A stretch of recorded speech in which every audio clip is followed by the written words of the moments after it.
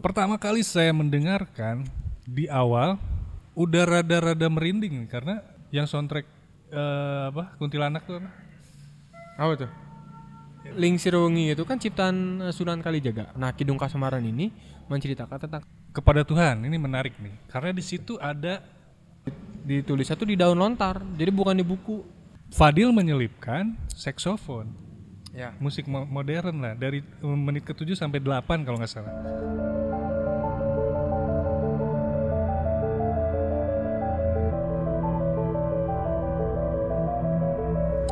Oke, next. Ini yang paling seru kayaknya ya. Saya minum dulu ya. Bebas. Ini dari Mantap Jiwa. Jadi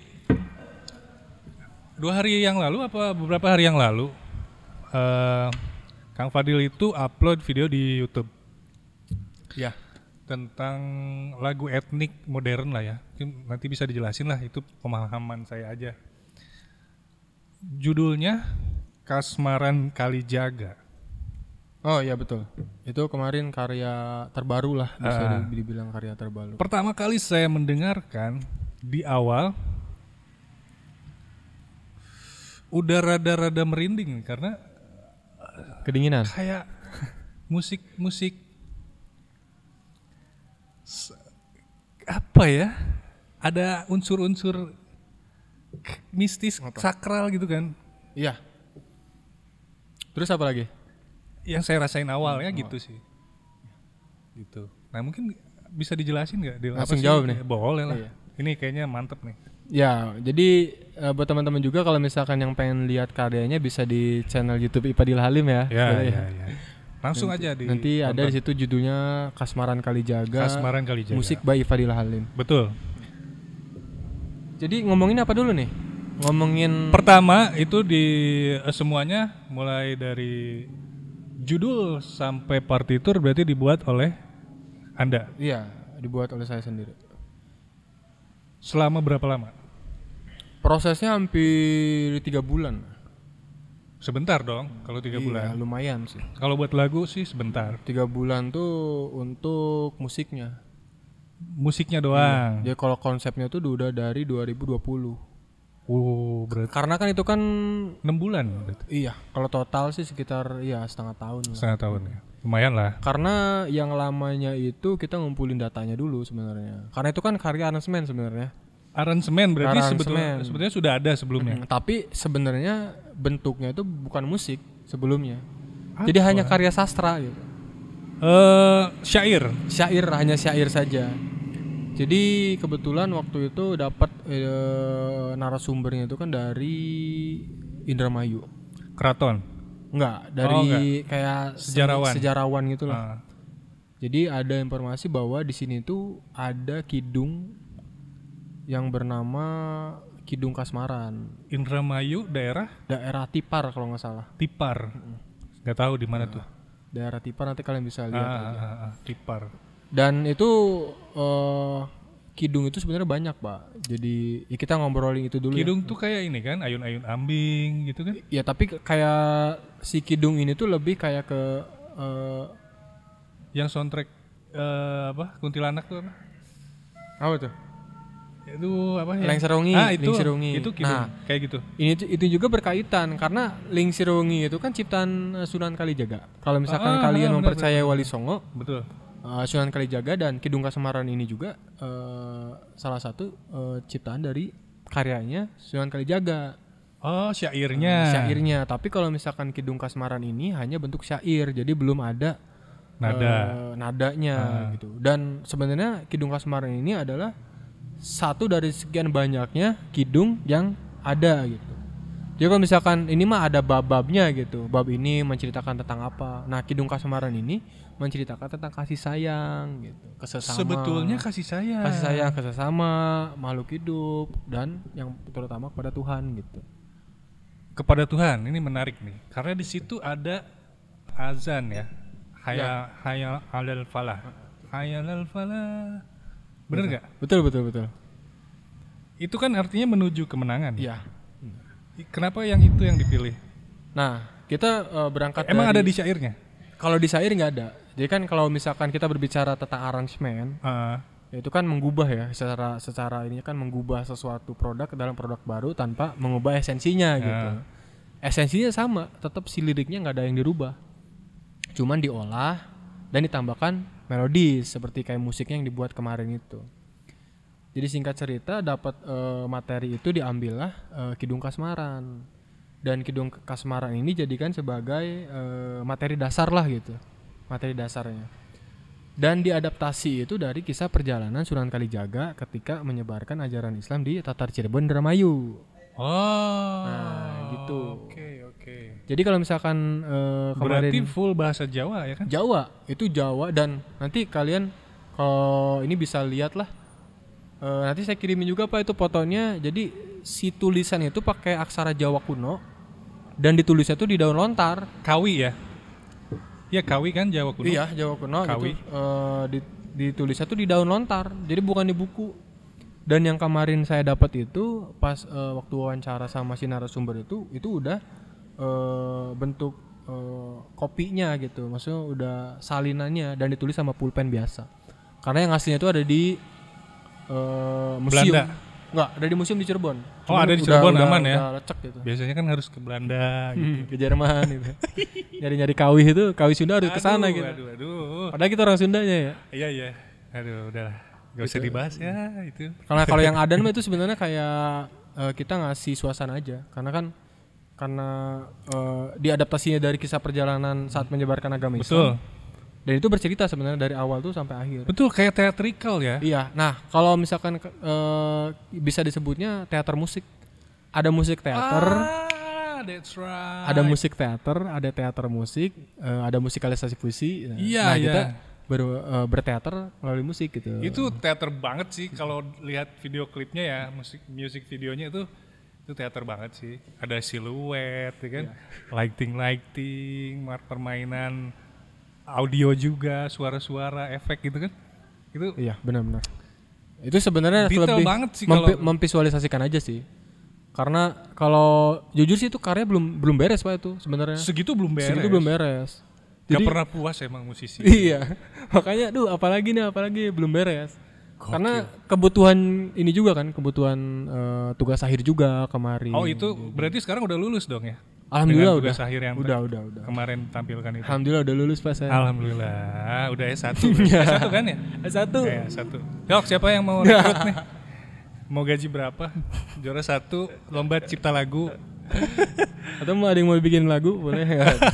Iyalah. Siapa? Udah legalitasnya udah ada, ya kan S1 ya gitu. Butuh apa lagi sih? Oke, lanjut ke Kasmaran Kalijaga lagi nih. Di menit ke-7 ada yang menarik. Di situ Fadil menyelipkan saksofon. Ya, musik modern lah dari menit ke-7 sampai 8 kalau nggak salah. Saya agak-agak tercengang dan terkagum-kagum gitu. Kok bisa di solo di situ, gitu, solo saksofon? Itu memang sengaja atau gimana Dil? Ya itu bagian dari konsep sih sebenarnya. Jadi dari konsep awal tuh dari pengkemasan musik itu emang dibuat ritus, jadi kayak ritualnya supaya kena gitu. Jadi dari awal tuh. Bahasanya ritual cuy, pantesan. Jadi ini kan sesuatu hal yang sakral gitu ya. Iya betul. Jadi kayak kita tuh menggambarkan kayak suasana dulu ketika si Sunan Kalijaga menyebarkan dengan keadaan orang yang belum punya agama, ada yang agamanya Buddha, mungkin Hindu, segala macam. Dengan keadaan pada zaman dahulu, ya banyak caranya gitu. Kalau misalkan teman-teman juga banyak kisah-kisah para wali yang menyebarkan ajaran keselamatan ini dengan cara masing-masing. Sedalam itu ya? Sedalam itu Pak. Dan menurut saya itu masih belum kena sebenarnya ritusnya gitu. Itu bahasanya ritus berarti ya? Ritus. Jadi nada jazzy-nya itu saya kayaknya kerasa banget sih di situ, walaupun saya nggak ngerti-ngerti banget jazz ya. Tapi kayaknya bener gak sih itu di situ? Iya, jadi itu di tengah itu emang dibuat kayak jatuh gitu Pak.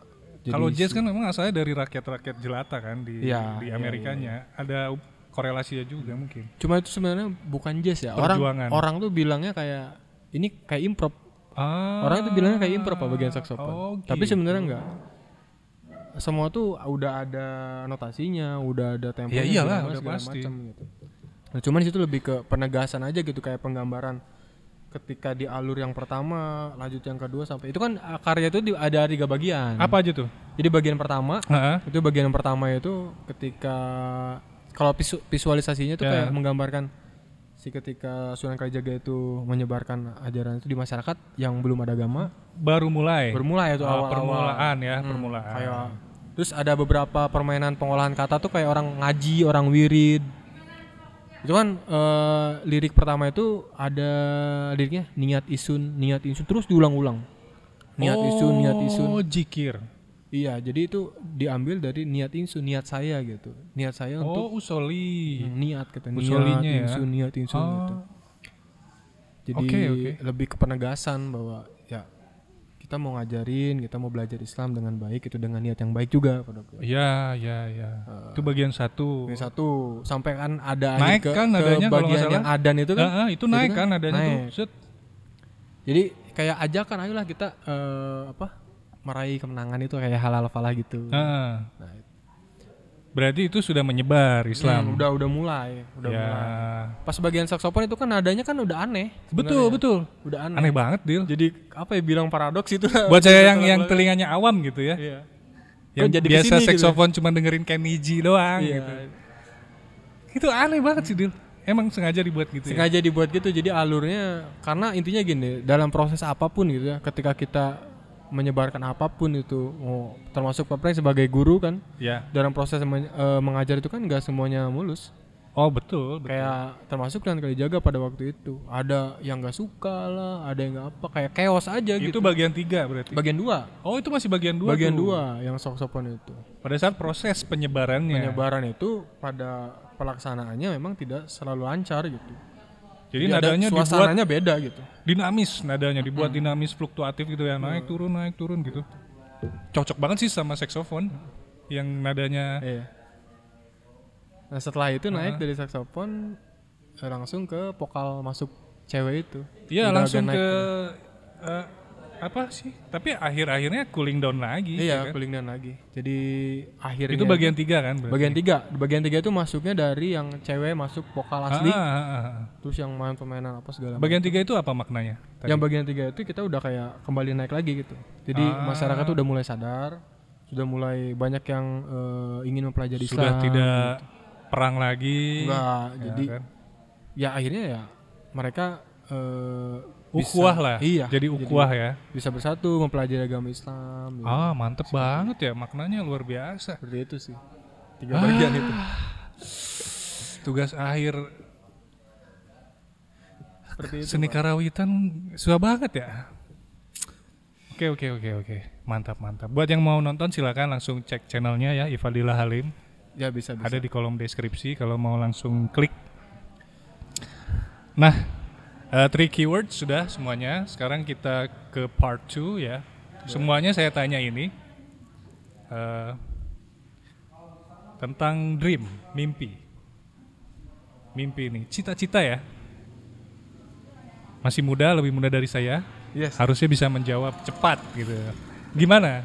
Cita-cita sekarang apa nih, Del? Mimpi, cita-cita sekarang ya. Kalau cita-cita sih saya pengen, cita-cita paling utama ya. Ya.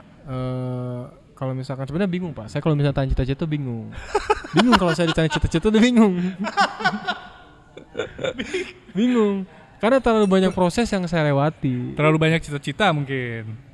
Jadi mungkin karena prosesnya berubah-ubah gitu kan. Jadi cita-citanya juga berubah-ubah. Cuma setelah saya pelajari dari beberapa fase, beberapa proses yang saya lalui dengan berkecimpung di dunia seni ini, ya. Untuk sekarang sih, untuk kedepannya pengen yang pertama sih kayak jadi bermanfaat ya bagi orang lain, orang banyak gitu. Banyak orang bermanfaat tuh banyak hal apapun gitu. Terus yang kedua pengen punya sanggar Okay, seni, pengen seni punya sanggar. gitu. Terus pengen bikin wadah gitu. Wadah yang emang masuk di segala bidang gitu. Production house. Ya, entah itu di musik, di film atau apalah gitu, animasi segala macam gitu. Ya. intinya ya bermanfaat bagi orang banyak gitu. Itu ya. Mantep banget ya, keren. Ya karena kalau misalkan ditanyain mau cita-cita jadi apa, nggak tahu saya Pak. Bener. Ya itu udah tadi dijawab. Ya misalkan kayak orang lain ya teman-teman yang sebaya sama saya jadi apa? Kerja di mana? Di kantor ini, kerja di kantor itu, gitu kan. Ya, Ya, ngerti. sebenarnya ya karena orang tua saya juga PNS Pak sama ASN. ASN ya. Dan orang tuh selalu menganggapnya ya orang tua ASN anak jadi ASN juga. Cuman kebetulan orang tua nggak pernah Pragmatis ya. iya misalnya nanya Pragmatis. mau jadi apa nih, harus jadi guru enggak, alhamdulillah enggak itu. Enggak gitu, enggak. Mending jadi dokter. Ya kan? Enggak juga. Oh, enggak juga. Saya nggak tertarik jadi dokter Pak. Enggak kalau ngitungnya gaji. Oh gaji iya. Iya kan? Jadi dokter. Maksudnya gitu. Iya Kan kalau gaji. biasanya kalau orang tua menganggap PNS itu panceg apa ya istilahnya ya. Namanya Secara lebih- finansial ya. ya secara finansial lebih baik dibanding pekerjaan lain karena ada gaji tetap itu. Iya Kan sebenarnya gitu kan. Sebenarnya banyak banget profesi yang baru sekarang ya Iya kan? benar. Yang lebih menjanjikan. Cuman mungkin ya nantilah lama-lama jadi open minded lah. betul, Kan kita juga lama-lama jadi orang tua kan? Iya. Gitu. Gitu. Jadi mimpinya Kang Fadil itu ingin membuka sanggar dan punya ya bisa dibilang production house lah ya, production house. wadah Dan yang rumah jelas- produksi. Jadi orang yang bermanfaat aja sih bagi orang banyak gitu. Orang yang bermanfaat bagi orang banyak. Itu kata closing penutup kita kali ini ya. Jadilah orang yang bermanfaat bagi orang banyak, Yes. tapi jangan mau dimanfaatkan. Betul. Apapun profesinya. So, terima kasih Kang Fadil Yes. sudah mau Yes, terima ngobrol kasih di banget ini sama-sama. Podcastkeun. Sangat dalam sekali konten kali ini ya. Agak berat ya, tapi Iya. keren. Ya. Ya, tapi saya minta maaf juga nih buat para Kenapa minta maaf subscribernya di channel ini gitu kan. Subscribernya dikit, jadi nggak masalah. Lebih sedikit saya Pak. So thank you very much for watching. It's time for me to say, stay healthy and always be happy. See ya. Wassalamualaikum warahmatullahi wabarakatuh. Ifadilah Halim.